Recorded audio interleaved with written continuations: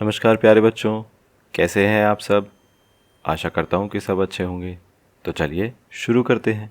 आज हम करेंगे वर्कशीट नंबर 153। ये हमारी हिंदी की कार्यपत्रिका होने वाली है 25 जनवरी 2021 की। यहाँ पर बच्चे अपना नाम लिखेंगे, इधर अपने टीचर का नाम लिखेंगे। आज हम एक हिंदी की पाठ्य पुस्तक से नया पाठ पढ़ने वाले हैं, चावल की रोटियाँ। तो चलिए शुरू करते हैं। नमस्ते प्यारे बच्चों, आशा है कि आप स्वस्थ होंगे। क्या आप जानते हैं कि कल कौन सा दिन है? जी हाँ, कल है देश का राष्ट्रीय त्यौहार गणतंत्र दिवस। क्या आप जानते हैं कि गणतंत्र दिवस भारत का एक राष्ट्रीय पर्व है, पर्व यानी त्योहार, जो प्रतिवर्ष 26 जनवरी के दिन मनाया जाता है। सन 1950 में इसी दिन हमारे देश में अपना संविधान लागू किया गया था। संविधान का क्या मतलब? एक रूल बुक आप समझ सकते हैं, जिसमें सारे कानून लिखे हैं। ये बताया गया है कि कौन से आदमी की क्या जिम्मेदारी होने वाली है और उसको क्या क्या काम करने होंगे, जिसका निर्माण डॉक्टर भीमराव अंबेडकर जी की अध्यक्षता में किया गया था। यह पर्व पूरे देश में हर्षोल्लास के साथ मनाया जाता है। राजधानी दिल्ली में इंडिया गेट पर माननीय राष्ट्रपति के द्वारा ध्वजारोहण किया जाता है। सैन्य टुकड़ियों की परेड और भव्य झांकियाँ एक अलग ही समा बांध देती हैं। तो ये सब आप कल टीवी पर देख सकते हैं। बच्चों, आप सब भी कल अपने परिवार के सदस्यों के साथ गणतंत्र दिवस की परेड टेलीविज़न पर ज़रूर देखना। आइए अब इसको शुरू करते हैं। आइए अब कोको की कहानी पढ़ते हैं। कोको एक लड़का था जिसे चावल की रोटियां खाना बहुत पसंद था। एक दिन जब कोको की मम्मी ने उसके लिए चावल की रोटियां बना कर रखी, तो कोको उन्हें अकेले ही खाना चाहता था। क्या कोको उन सारी रोटियों को अकेले ही खा सका? यह जानने के लिए अपनी किताब में से पाठ 11 चावल की रोटियों को बोलकर पढ़िए। तो ये पाठ आप अपनी बुक से पढ़ सकते हैं। आज की वर्कशीट में मैं ये चैप्टर नहीं पढ़ाऊंगा, ठीक है। ये कल की या परसों जो भी अगली वर्कशीट आएगी हिंदी की, उसमें हम ये पाठ पढ़ेंगे। फिलहाल इन क्वेश्चंस को कर लेते हैं। आइए प्रश्न 1 देखिए। आइए नीचे दी गई पंक्तियों को एक बार पूरा करते हैं और इन पंक्तियों को बोलकर पढ़ते हैं। तो यहाँ पर क्या है, ये पाठ की ही पंक्तियाँ हैं, हमें इनको बोलकर पढ़ना है और इन्हें पूरा करना है। चलिए। कोको की माँ ने कोको के लिए नाश्ते में चावल की क्या बनाई? रोटियाँ। तो यहाँ पर हम क्या लिखेंगे? रोटियाँ, ठीक है। वह अपनी मनपसंद रोटियाँ किसी के साथ बांटना नहीं चाहता था, इसलिए जब उसका दोस्त कौन, सबसे पहले कौन आया था, ठीक है, उसके घर आया, तो उसने झट से उनको डैश के पीछे छिपा दिया। किसके पीछे छिपा दिया? अलमारी के पीछे। तो यहाँ पर हम क्या लिखेंगे? अलमारी। चलिए आगे पढ़ते हैं। उसके बाद उसकी दोस्त मिमी के आने पर उसने दोबारा से रोटियों को डैश रंग के फूलदान में छिपा दिया था। कौन से रंग का फूलदान था? गुलाबी रंग का। तो यहाँ पर हम क्या लिखेंगे? गुलाबी। चलिए आगे देखते हैं। मिमी अपने साथ डैश लाई थी। तो क्या लेकर आई थी? वो पापड़ लेकर आई थी।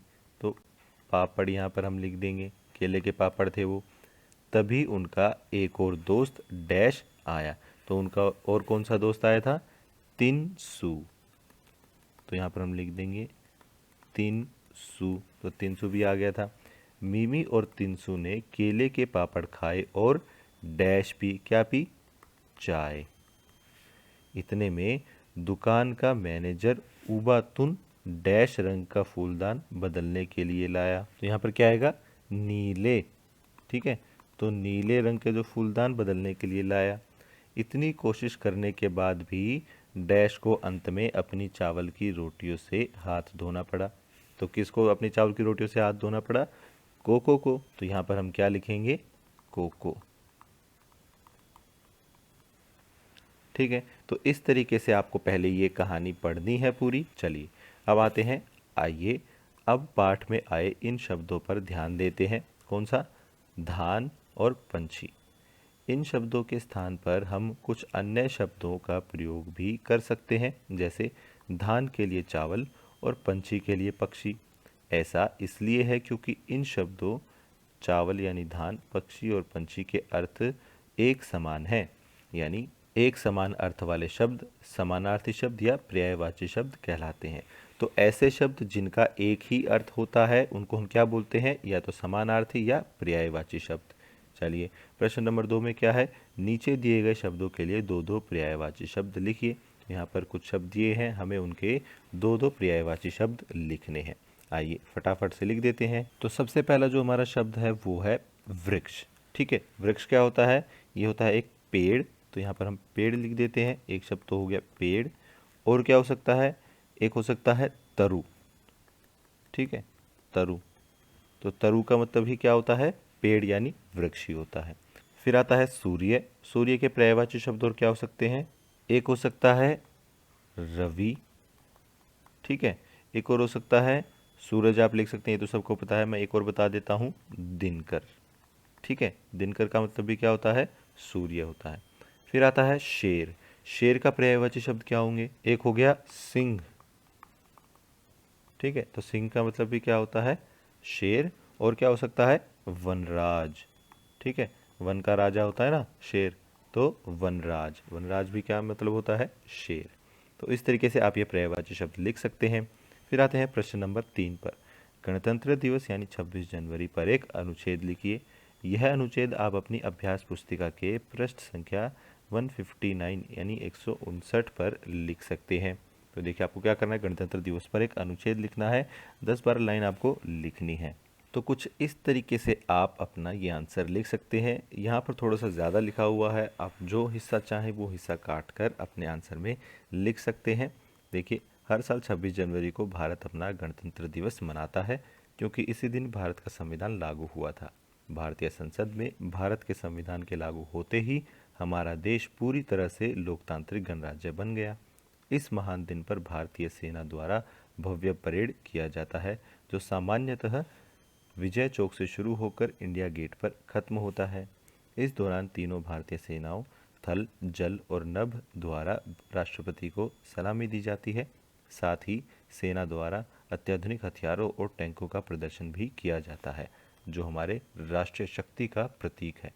आर्मी परेड के बाद के सभी राज्यों द्वारा झांकियों के माध्यम से अपने संस्कृति और परंपरा की प्रस्तुति की जाती है। इसके बाद भारतीय वायुसेना द्वारा हमारे राष्ट्रीय झंडे के रंगों यानी केसरिया, सफ़ेद और हरा की तरह आसमान से फूलों की बारिश की जाती है। आज़ादी के बाद इस ड्राफ्टिंग कमेटी को 28 अगस्त 1947 की मीटिंग में भारत के स्थायी संविधान का प्रारूप तैयार करने को कहा गया। 4 नवंबर 1947 को डॉक्टर B.R. अम्बेडकर की अध्यक्षता में भारतीय संविधान के प्रारूप को सदन में रखा गया। 2 वर्ष 11 महीने और 18 दिनों में संविधान बनकर तैयार हुआ। आखिरकार इंतज़ार की घड़ी 26 जनवरी 1950 को इसको लागू होने के साथ ही खत्म हुई। साथ ही पूर्ण स्वराज की प्रतिज्ञा का भी सम्मान हुआ। तो देखिए इस तरीके से आप ये एक अनुच्छेद लिख सकते हैं। कुछ लाइनें आप इसमें से हटा दीजिए, ठीक है, कुछ इस तरीके की ये वाली जो हिस्ट्री की लाइनें हैं 2-3 लाइनें आप हटाकर इसे लिख सकते हैं, जैसा आपको ठीक लगे।